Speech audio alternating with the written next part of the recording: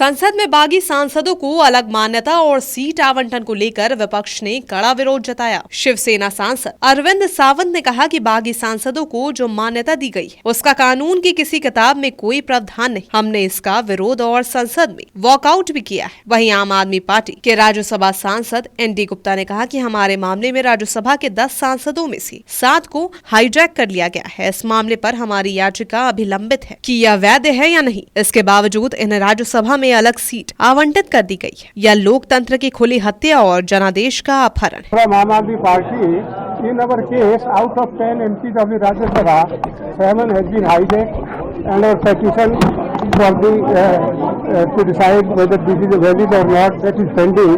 In spite of this fact, they will allocate independent separate seats in the Rajya Sabha, and as we taken away from, this is a mere hijack and murder of the democracy. वहीं JMM नेत्री महुआ माझी ने क्या कहा, आप खुद सुन लीजिए। तो आप देख रहे हैं कि दूसरी पार्टी के सांसदों को किस तरह से भाजपा अपने तरफ की है, उनकी संख्या बढ़ाने के लिए अभी भी 6 सीट शायद कम है उनके पास।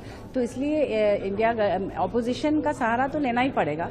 लेकिन क्या है कि पिछली बार जिस तरह से डिलिमिटेशन के सामने महिला आरक्षण बिल को रखकर, जबकि महिला आरक्षण बिल को हम लोगों ने सर्वसम्मति से 2023 में ही पारित कर दिया था, उसमें कोई शंका नहीं थी, हम सभी महिला आरक्षण के पक्ष में हैं।